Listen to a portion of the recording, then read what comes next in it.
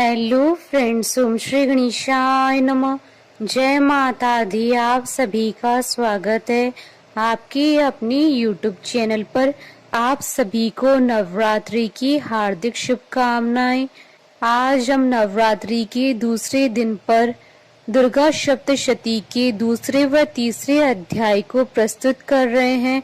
Friends, video शुरू करने से पहले आपसे रिक्वेस्ट है, अगर आप हमारे चैनल पर नए हैं और आपने अभी तक चैनल को सब्सक्राइब नहीं किया है तो प्लीज सब्सक्राइब कीजिएगा चैनल को, साथ ही प्रेस कीजिएगा बेल आइकन को, जिससे नए वीडियो से रिलेटेड नोटिफिकेशन आपको तुरंत प्राप्त हो सके। और वीडियो पसंद आने पर वीडियो को लाइक और शेयर जरूर कीजिएगा ताकि सभी भक्तों को इस वीडियो का लाभ प्राप्त हो सके। और कमेंट बॉक्स में जय माता दी जरूर लिखिएगा।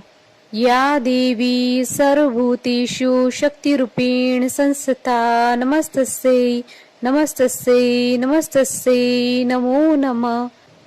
दूसरा अध्याय प्रारंभ। देवताओं के तेज से देवी का प्रादुर्भाव और महिषासुर की सेना का वध। महर्षि मेधा बोले, प्राचीन काल में देवताओं और असुरों में पूरे 100 वर्षों तक घोर युद्ध हुआ था और देवराज इंद्र देवताओं के नायक थे। इस युद्ध में देवताओं की सेना परास्त हो गई थी और इस प्रकार संपूर्ण देवताओं को जीत महिषासुर इंद्र बन बैठा था। युद्ध के पश्चात हारे वे देवता प्रजापति श्री ब्रह्मा को साथ लेकर उस स्थान पर पहुंचे जहां पर कि भगवान शंकर विराजमान थे। देवताओं ने अपनी हार का सारा वृतांत भगवान श्री विष्णु और शंकर जी से कह सुनाया। वह कहने लगे कि हे प्रभु, महिषासुर सूर्य, चंद्रमा, इंद्र, अग्नि, वायु, यम, वरुण तथा अन्य देवताओं के सब अधिकार छीनकर सबका अधिष्ठाता स्वयं बन बैठा है। उसने समस्त देवताओं को स्वर्ग से निकाल दिया है। वह मनुष्यों की तरह पृथ्वी पर विचर रहे हैं। दैत्यों की सारी करतूत हमने आपको सुना दी है और आपकी शरण में इसलिए आए हैं कि आप उनके वध का कोई उपाय सोचें। देवताओं की बातें सुनकर भगवान श्री विष्णु और शंकर जी को दैत्यों पर बड़ा गुस्सा आया। उनकी भौहें तन गई और आंखें लाल हो गई। गुस्से में भरे हुए भगवान विष्णु के मुख से बड़ा भारी तेज निकला और उसी प्रकार का तेज भगवान शंकर, ब्रह्मा और इंद्र आदि दूसरे देवताओं के मुख से प्रकट हुआ। फिर वह सारा तेज एक में मिल गया और तेज का वह पुंज ऐसे दिखता था जैसे ज्वाज्वल्यमान पर्वत हो। देवताओं ने देखा कि उस पर्वत की ज्वाला चारों ओर फैली हुई थी और देवताओं के शरीर से प्रकट हुए तेज की किसी अन्य तेज से तुलना नहीं हो सकती थी। एक स्थान पर इकट्ठा होने पर वह तेज एक देवी के रूप में परिवर्तित हो गया और अपने प्रकाश से तीनों लोकों में व्याप्त जान पड़ा। वह भगवान शंकर का तेज था। उससे देवी का मुख प्रकट हुआ। यमराज के तेज से उसके सिर के बाल बने। भगवान श्री विष्णु के तेज से उसकी भुजाएं बनी। चंद्रमा के तेज से दोनों स्तन और इंद्र के तेज से जंगा तथा पिंडली बनी और पृथ्वी के तेज से नितंब भाग बना। ब्रह्मा के तेज से दोनों चरण और सूर्य के तेज से उनकी अंगुलियां पैदा हुई। वासुओं के तेज से हाथों की उंगलियां और कुबेर के तेज से नासिका बनी। प्रजापति के तेज से उसके दांत और अग्नि के तेज से उसके नेत्र बने। संध्या के तेज से उसकी भौहें और वायु के तेज से उनके कान प्रकट हुए। इस प्रकार उस देवी का प्रादुर्भाव हुआ था। महिषासुर से पराजित देवता उस देवी को देखकर अत्यंत प्रसन्न हुए। भगवान शंकर ने अपने त्रिशूल में से एक त्रिशूल निकालकर उस देवी को दे दिया और भगवान विष्णु ने अपने चक्र में से एक चक्र निकालकर उस देवी को दे दिया। वरुण ने देवी को शंख भेंट किया। अग्नि ने इसे शक्ति दी। वायु ने उसे धनुष और बाण दिए। सहस्त्र नेत्रों वाले श्री देवराज इंद्र ने उसे अपने वज्र से उत्पन्न करके वज्र दिया और ऐरावत हाथी का एक घंटा उतार कर देवी को भेंट किया। यमराज ने उसे काल दंड में से एक दंड दिया। वरुण ने उसे पाश दिया। प्रजापति ने उस देवी को स्फटिक की माला दी और ब्रह्मा जी ने उसे कमंडल दिया। सूर्य ने देवी के समस्त रोमों में अपनी किरणों का तेज भर दिया। काल ने उसे चमकती हुई ढाल और तलवार दी और उज्जवल हार और दिव्य वस्त्रों से भेंट किए। इनके साथ ही उसने दिव्य चूड़ामणि भी दी। 2 कुंडल, कंकण, उज्जवल अर्धचंद्र, बाहों के लिए बाजूबंद, चरणों के लिए नुपुर, गले के लिए सुंदर हंसली और अंगुलियों के लिए रत्नों की बनी हुई अंगूठियां उसे दी। विश्वकर्मा ने उनको फरसा दिया और उसके साथ ही कई प्रकार के अस्त्र और अभेद कवच दिए। और इसके अतिरिक्त उसने कभी न कुलमाने वाले सुंदर कमलों की मालाएं भेंट की। समुद्र ने सुंदर कमल का फूल भेंट किया। हिमालय ने सवारी के लिए सिंह और तरह तरह के रत्न देवी को भेंट किए। यक्ष राज कुबेर ने मधु से भरा हुआ पात्र और शेष नाग ने उन्हें बहुमूल्य मणियों से विभूषित नागहार भेंट किया। इसी तरह दूसरे देवताओं ने भी उसे आभूषण और अस्त्र देकर उसका सम्मान किया। इसके पश्चात देवी ने उच्च स्वर से गर्जना की। उनके इस भयंकर नाद से आकाश गूंज उठा। देवी का वह उच्च स्वर से किया हुआ सिंहनाद समा न सका। आकाश उनके सामने छोटा प्रतीत होने लगा। उससे बड़े जोर की प्रतिध्वनि हुई जिससे समस्त विश्व में हलचल मच गई और समुद्र कांप उठे, पृथ्वी डोलने लगी और सबके सब पर्वत हिलने लगे। देवताओं ने उस समय प्रसन्न हो सिंहवाहिनी जगतमयी देवी से कहा, देवी तुम्हारी जय हो। इसके साथ महर्षियों ने भक्ति भाव से विनम्र होकर उनकी स्तुति की। संपूर्ण त्रिलोकी को शोकमग्न देखकर दैत्यगण अपनी सेनाओं को साथ लेकर और हथियार आदि सजाकर उठ खड़े हुए। महिषासुर के क्रोध की कोई सीमा नहीं थी। उसने क्रोध में भरकर कहा, यह सब क्या उत्पात है। फिर वह अपनी सेना के साथ उस ओर दौड़ा जिस ओर से भयंकर नाद का शब्द सुनाई दिया था और आगे पहुंचकर उसने देवी को देखा जो कि अपनी प्रभा से तीनों लोगों को प्रकाशित कर रही थी। उनके चरणों के भार से पृथ्वी दबी जा रही थी। माथे के मुकुट से आकाश में एक रेखा सी बन रही थी और उनके धनुष की टंकार से सब लोग शुद्ध हो रहे थे। देवी अपनी सहस्त्रों भुजाओं को संपूर्ण दिशाओं में फैलाए खड़ी थी। इसके पश्चात उनका दैत्यों के साथ युद्ध छिड़ गया और कई प्रकार के अस्त्रों शस्त्रों से सबकी सब दिशाएं उद्भाषित होने लगी। महिषासुर की सेना का सेनापति चिक्षुर नामक एक महान असुर था। वह आगे बढ़कर देवी के साथ युद्ध करने लगा और दूसरे दैत्यों की चतुरंगणी सेना साथ लेकर चामर भी लड़ने लगा और 60,000 महारथियों को साथ लेकर उदग्र नामक महादैत्य आकर युद्ध करने लगा और महाहनु नामक असुर 1 करोड़ रथियों को लेकर, असीलोमा नामक असुर 5 करोड़ सैनिकों को साथ लेकर युद्ध करने लगा। वाशकल नामक असुर 8 लाख असुरों के साथ युद्ध में आ डटा। विडाल नामक असुर 1 करोड़ रथियों से लड़ने को तैयार था। इन सबके अतिरिक्त भी हजारों असुर हाथी और घोड़े साथ लेकर लड़ने लगे और इन सबके पश्चात महिषासुर करोड़ों रथों, हाथियों और घोड़ों सहित वहां आकर देवी के साथ लड़ने लगा। सभी असुर तोमर, भिंदीपाल, शक्ति, मूसल, खड़कों, फरसों, पट्टियों के साथ रणभूमि में देवी के साथ युद्ध करने लगे। कई शक्तियां फेंकने लगे और कोई अन्य शस्त्र आदि। इसके पश्चात सबके सब दैत्य अपनी अपनी तलवारें हाथों में लेकर देवी की ओर दौड़े और उन्हें मार डालने का उद्योग करने लगे।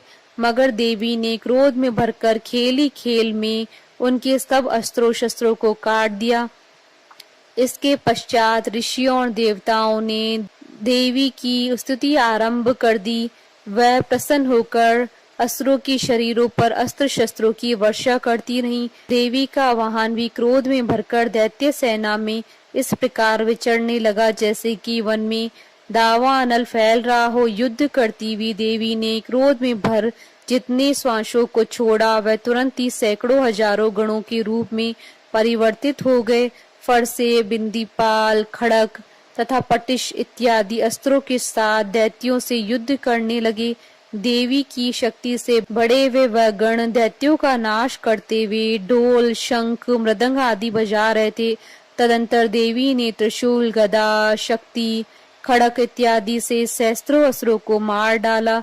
कितनों को घंटे की भयंकर आवाज से ही यमलोक पहुंचा दिया।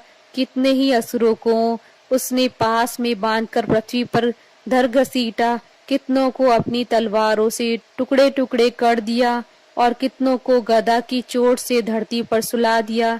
कई दैत्य मूसल की मार से घायल होकर रक्त वमन करने लगे और कई शूल से छाती फट जाने के कारण पृथ्वी पर लेट गए और कितनों की बाण से कमर टूट गई। देवताओं को पीड़ा देने वाले दैत्य कट कट कर मरने लगे। कितनों की बाहें अलग हो गई, कितनों की ग्रीवाएं कट गई, कितनों के सिर कटकर दूर भूमि पर लुढ़क गए, कितनों के शरीर बीच में से कट गए और कितनों की जंघाएं कट गई और वह भी पृथ्वी पर गिर पड़े। कितने ही सिरों व पैरों के कटने पर भी भूमि पर से उठ खड़े हुए और शस्त्र हाथ में लेकर देवी से लड़ने लगे। और कई दैत्यगण भूमि में बाजों की ध्वनि के साथ नाच रहे थे। कई असुर जिनके सिर कट चुके थे बिना सिर के धड़ से ही हाथ में शस्त्र लिए हुए लड़ रहे थे। दैत्य रह रह कर ठहरो ठहरो कहते हुए देवी को युद्ध के लिए ललकार रहे थे। जहाँ पर यह घोर संग्राम हुआ वहाँ की भूमि रथ, हाथी, घोड़े और असुरों की लाशों से भर गई थी।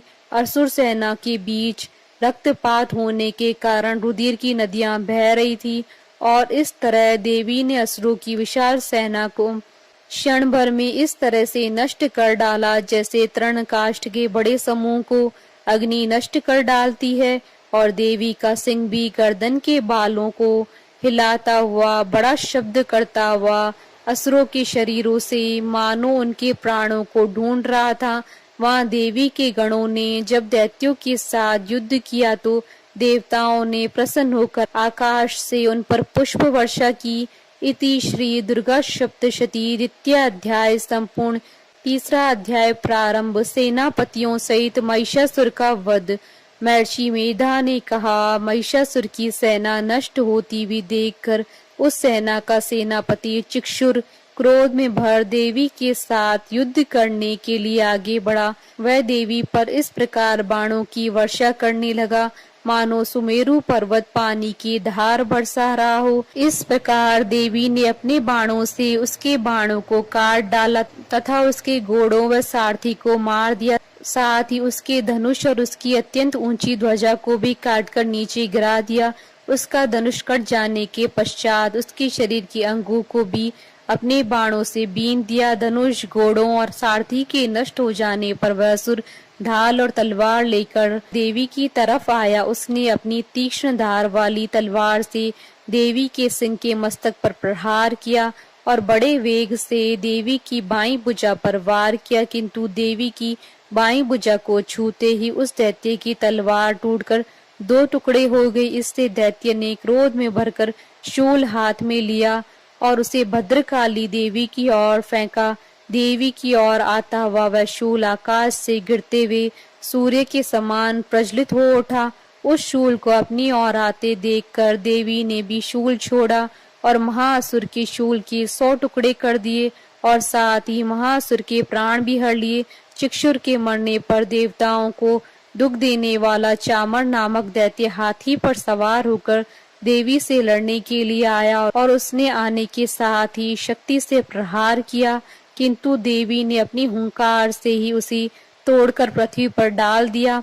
शक्ति को टूटा हुआ देखकर दैत्य ने क्रोध से लाल होकर शूल को चलाया, किंतु देवी ने उसको भी काट दिया। इतने में ही देवी का सिंह उछलकर हाथी के मस्तक पर सवार हो गया और दैत्य के साथ बहुत ही तीव्र युद्ध करने लगा। फिर वह दोनों लड़ते हुए हाथी पर से पृथ्वी पर आ गिरे और दोनों बड़े क्रोध से लड़ने लगे। फिर सिंह बड़े जोर से आकाश की ओर उछला और जब पृथ्वी की ओर आया तो अपने पंजे से चामर का सिर धड़ से अलग कर दिया। क्रोध से भरी हुई देवी ने शिला और वृक्ष आदि की चोटों से उदग्र को भी मार दिया। कराल को दांतों, मुक्कों और थप्पड़ों से चूर्ण कर डाला।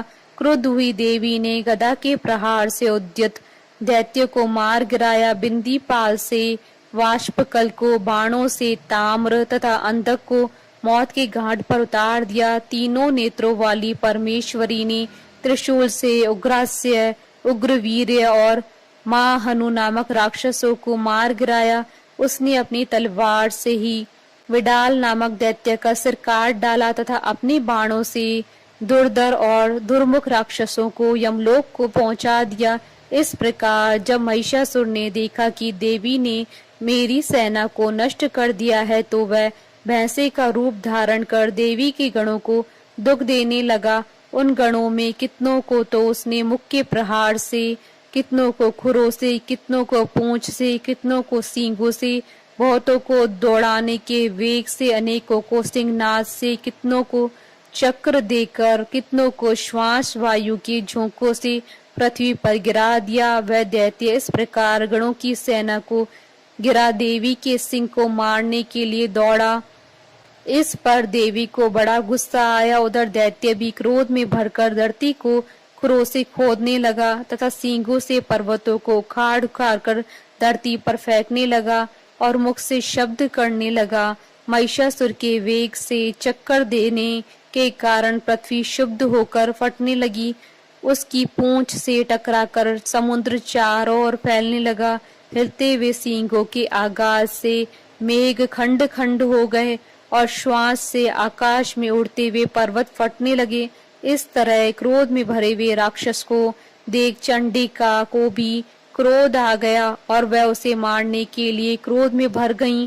देवी ने पाश फेंककर दैत्य को बांध दिया और उसने बंध जाने पर दैत्य का रूप त्याग दिया और सिंह का रूप बना लिया। और ज्यों ही देवी उसका सिर काटने के लिए तैयार हुई कि उसने पुरुष का रूप बना लिया, जो कि हाथ में तलवार लिए हुए था। देवी ने तुरंत ही अपने बाणों के साथ उस पुरुष को उसकी तलवार ढाल सहित बीन डाला। उसके पश्चात वह हाथी के रूप में दिखाई देने लगा और अपनी लंबी सूंड से देवी के सिंह को खींचने लगा और गरजने लगा।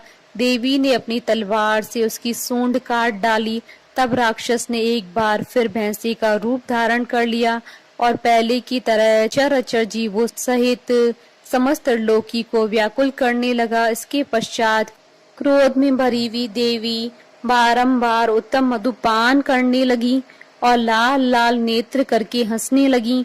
उधर बलवीर्य तथा मद से क्रुद्ध हुआ दैत्य भी गरजने लगा। अपने सींगों से देवी पर पर्वतों को फेंकने लगा। देवी अपने बाणों से उसके फेंके हुए पर्वतों को चूर्ण करती हुई बोली, ओ मूढ़, जब तक मैं मधुपान कर रही हूँ तब तक तू गरज ले। इसके पश्चात मेरे हाथों तेरी मृत्यु हो जाने पर देवता गरजेंगे। महर्षि मेधा ने कहा। यूं कहकर देवी उछलकर उस दैत्य पर जा चढ़ी और उसको अपने पैर से दबाकर शूल से उसके गले पर आघात किया। देवी के पैर से दबने पर भी दैत्य अपने दूसरे रूप से अपने मुख से बाहर होने लगा। अभी वह आधा ही बाहर निकला था कि देवी ने अपने प्रभाव से उसे रोक दिया। जब वह आधा निकला हुआ ही दैत्य युद्ध करने लगा तो देवी ने अपनी तलवार से उसका सिर काट दिया। इसके पश्चात सारी राक्षस सेना हाहाकार करती हुई वहां से भाग खड़ी हुई और सब देवता अत्यंत प्रसन्न हुए तथा ऋषियों महर्षियों सहित देवी की स्तुति करने लगे। गंधर्वराज गान करने लगे तथा अप्सराएं नृत्य करने लगी। इति श्री दुर्गा सप्तशती तृतीय अध्याय संपूर्ण। जयकारा माँ माइदा बोलिए सच्चे दरबार की जय। हमारे साथ इस वीडियो में अंत तक बने रहने के लिए आपका धन्यवाद। ओम श्री गणेशाय नमः। जय माता दी।